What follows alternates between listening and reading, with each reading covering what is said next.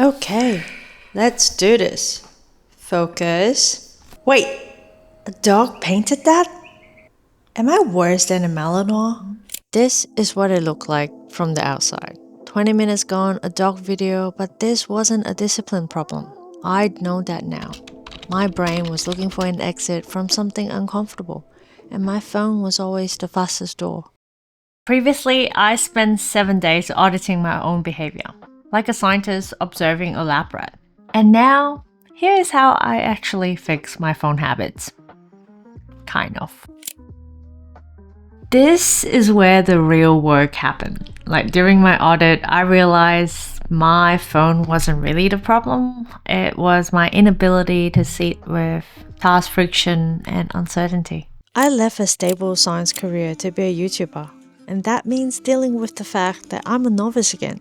When things got hard or a concept wouldn't land, my brain wanted an exit. And that's where the phone steps in. To deal with this, I went back to how I used to work as a scientist, which is planning out my week and my day by writing a checklist. I know, no brainer, but all my previous jobs were physically working in a lab and or traveling around, so I was never full-time working from home by myself. I'm just not used to it yet. At first, I was overfilling my daily list, not really having an awareness of how much I can realistically achieve in a day. And that kind of awareness can only be gained through repetition. There is a specific kind of devastation that comes from planning more than you can achieve. It's called the expectation effect. And that gap between what you thought you would do and what you actually did creates a mental tax. And let me tell you, falling into that gap costs more to recover from than just being honest with your own capacity in the first place. Another strategy I used was the colleague reframe. I recall how in previous jobs, whenever a colleague came to me stuck on a problem, I would try to be patient and objective. I would help them find the smallest next step. And I realized I could be that person for others. Why not for Okay. myself? Thank you for entertaining my little shark sketch. Both of us came up with the idea of opening up a cafe called the Great Flat White.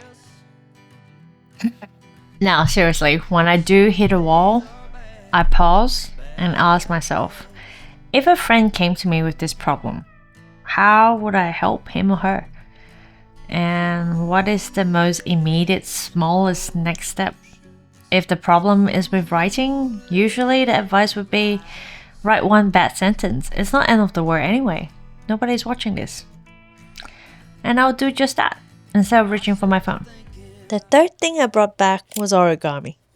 When my head isn't clear enough for a reframe, Great, I can't even throw paper now. I take that 5 to 15 minutes to fold paper. Yup, fold paper.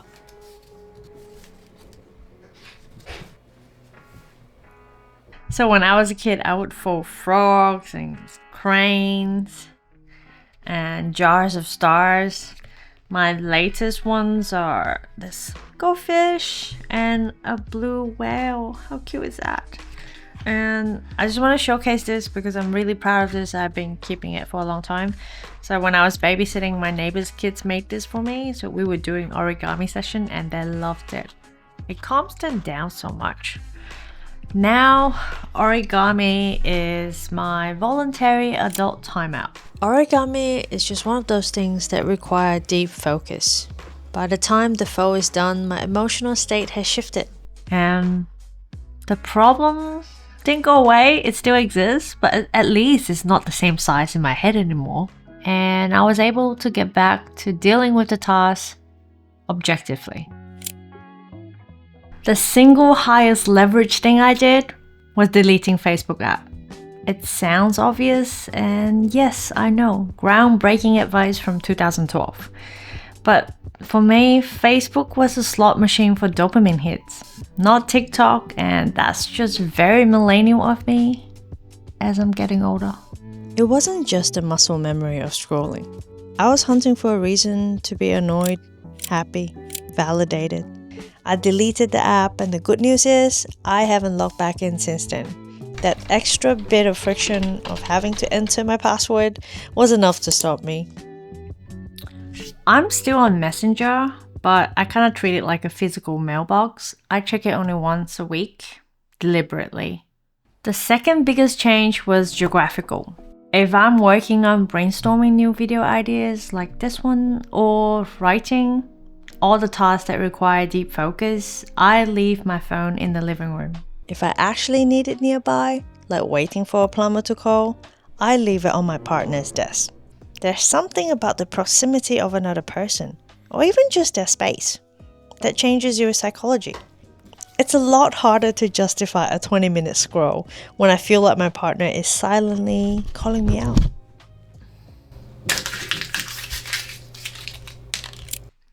Now, Instagram. I still have it. I'm not gonna lie. I'm not perfect. Because I deleted Facebook, my brain naturally tried to migrate that seeking behavior over. I do post on my personal account weekly, so I'm reluctant to delete it.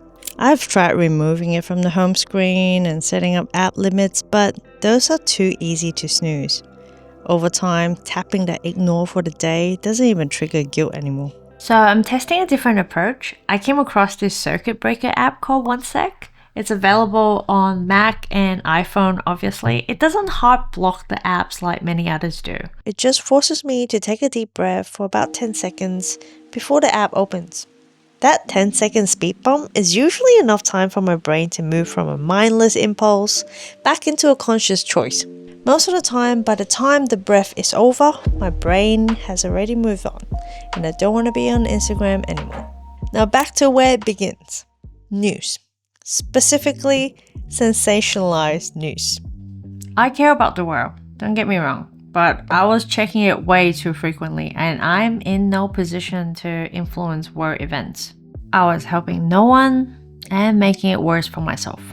Most news these days is just reaction content. They are noise dressed up as information. Since the audit, I only read the news once a week from Reuters or the Associated Press.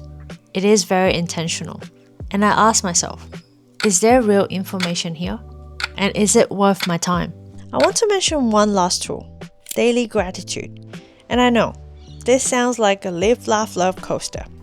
But I came back to it because I knew it worked. So I did this for a whole year after I lost my mom.